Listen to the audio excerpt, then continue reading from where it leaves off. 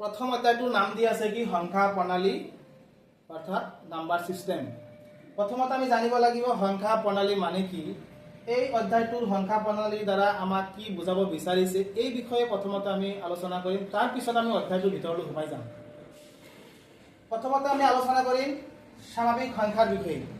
স্বাভাৱিক সংখ্যা কোনবিলাক, নেচাৰেল নাম্বাৰ বুলি কোৱা হয়, কোনবিলাক হয় এইবিলাক আমি জানিব লাগিব। আমি যেতিয়া বস্তুবিলাক গণনা কৰোঁ, এটা দুটা তিনিটা চাৰিটা পাঁচটা এনেকুৱাকৈ আমি গণনা কৰোঁ, কিন্তু আমি এনেকৈ গণনা নকৰোঁ যে এটা ডেৰটা দুইটা আঢ়ৈটা এনেকুৱা আমি গণনা নকৰোঁ। গতিকে আমি ডেফিনেশ্যনটো এনেকৈ দিব লাগিব যে বস্তু গণনা কৰাৰ বাবে যিবোৰ সংখ্যা ব্যৱহাৰ কৰা হয় সেই সংখ্যাবোৰক স্বাভাৱিক সংখ্যা বুলি কোৱা হয়। এতিয়া মই ডেফিনেশ্যনটো মই লিখি দি আছোঁ যে বস্তু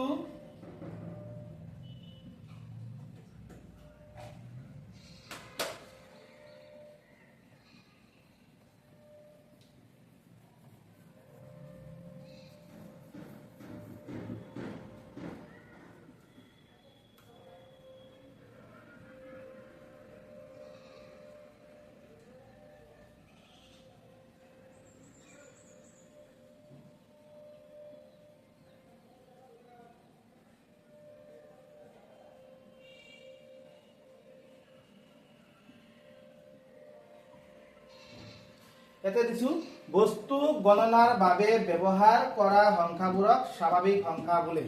এইটো হ'ল ডেফিনেশ্যন। এতিয়া উদাহৰণ দিম।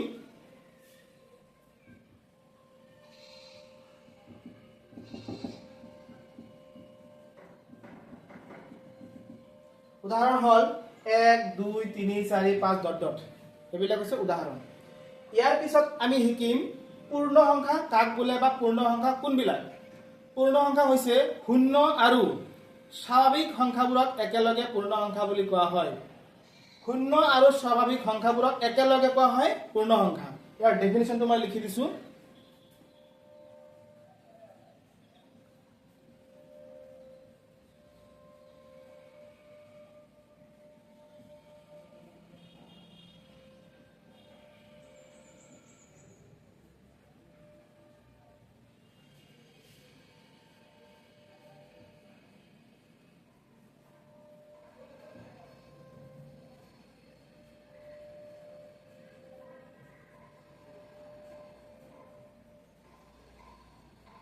লিখিছো কি শূন্য আৰু স্বাভাৱিক সংখ্যাবোৰক একেলগে পূৰ্ণ সংখ্যা বুলি। উদাহৰণটো দি আছো এতিয়া।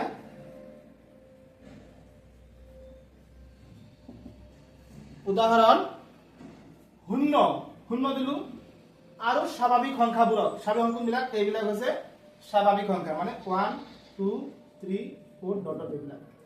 তাৰমানে শূন্য আৰু স্বাভাৱিক সংখ্যাবোৰক একেলগে কি কোৱা হয় পূৰ্ণ সংখ্যা বুলি কোৱা হয়। এতিয়া আমি শিকিম ইয়াৰ পিছত পৰিমেয় সংখ্যা।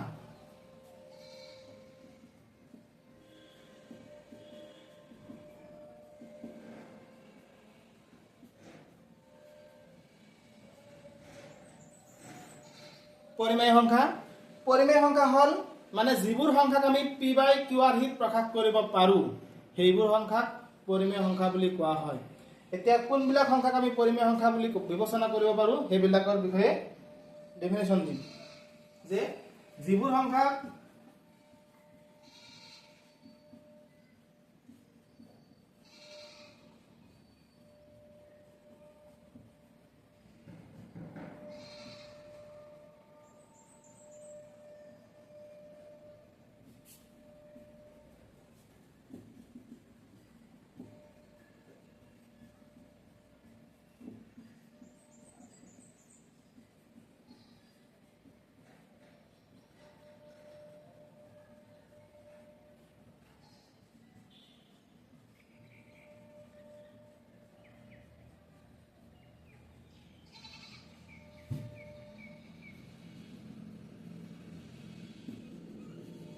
কি লিখিছো যে যিবোৰ সংখ্যা p বাই q আৰ্হিত প্ৰকাশ কৰিব পাৰোঁ সেইবোৰ সংখ্যাক পৰিমেয় সংখ্যা বোলে। এতিয়া উদাহৰণ দিম।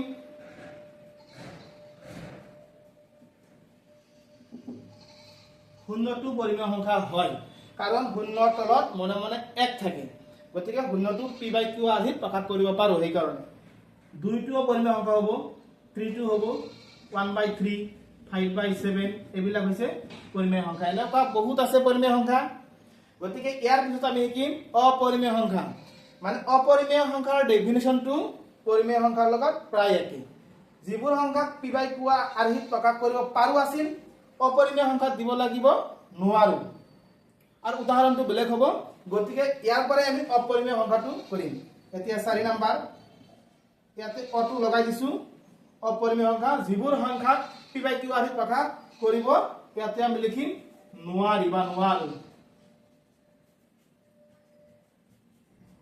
নোৱাৰি সেইবোৰ সংখ্যাক অপৰিমেয় অটো লগাই দিছো অপৰিমেয় সংখ্যা বোলে উদাহৰণ হ'ব উদাহৰণটো দি আছো পাইটো হৈছে অপৰিমেয় সংখ্যা √3 টো হৈছে অপৰিমেয় সংখ্যা √5 টো হৈছে অপৰিমেয় সংখ্যা মানে যিবোৰ সংখ্যাৰ নেকি বৰ্গমূল ওলাব নোৱাৰো সেইবিলাক সংখ্যাক কোৱা হয় অপৰিমেয় সংখ্যা অৰ্থাৎ যিবোৰ সংখ্যাক p/q আৰ্হিত প্ৰকাশ কৰিব নোৱাৰো সেইবোৰ সংখ্যাক কি কোৱা হয় অপৰিমেয় সংখ্যা বুলি কোৱা হয় এতিয়া আমি আহিম বাস্তৱ সংখ্যাৰ বিষয়ে আলোচনা কৰিম বাস্তৱ সংখ্যা কোনবিলাক মানে বাস্তৱ সংখ্যাৰ বিষয়ে যদি আমি ক'বলৈ যাওঁ তেতিয়া ডাইৰেক্টলি আমি এনেকৈ বুজাব পাৰিম যে পৃথিৱীত যিমানবোৰ সংখ্যা আছে গোটেইবোৰ সংখ্যাকে কি কোৱা হয় বাস্তৱ সংখ্যা বুলি কোৱা হয় কিন্তু ইয়াৰ ডেফিনিশ্যনটো অলপ বেলেগকৈ দিব লাগিব ডেফিনিশ্যনটো দিবলৈ যাওঁতে আমি ডেফিনিশ্যনটো দিব লাগিব যে যিবোৰ সংখ্যা মানে পৰিমেয় সংখ্যা আৰু অপৰিমেয় সংখ্যা সোমাই আছে সেইবোৰ সংখ্যাক কোৱা হয় কি বাস্তৱ সংখ্যা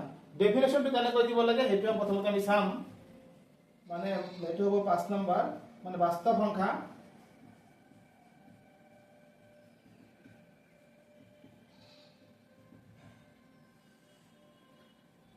বাস্তৱ সংখ্যা আৰ আখৰে বুঝা হয় মানে ৰিয়েল নাম্বাৰ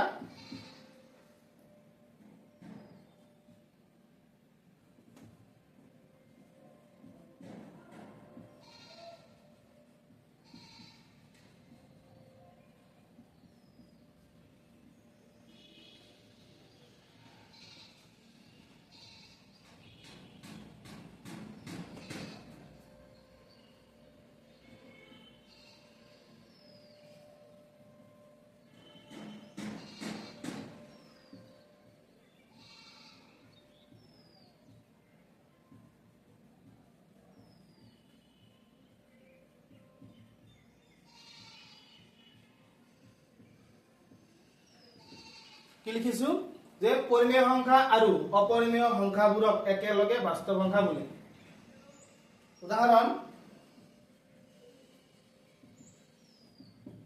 উদাহৰণ অখিম মানে 1 2 3 5 7 জি দিয়া যিকোনো নাম্বাৰ হ'ব মানে বেলেগ 3.2 দিলে হ'ব বা 6.7 এনেকুৱা দিলে হ'ব এটসেট্ৰা মানে পৰিমেয় সংখ্যা আৰু অপৰিমেয় সংখ্যাবোৰক একেলগে বাস্তৱ সংখ্যা বুলি কোৱা হয় এতিয়া লাষ্ট আৰু এটা লিখিব লাগিব এটো হৈছে অখণ্ড সংখ্যা অখণ্ড সংখ্যা অখণ্ড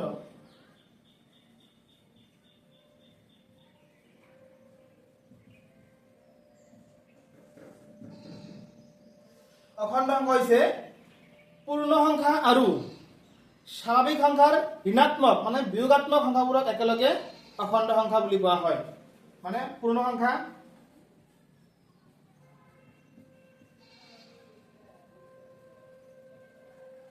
আৰু পূৰ্ণ সংখ্যা আৰু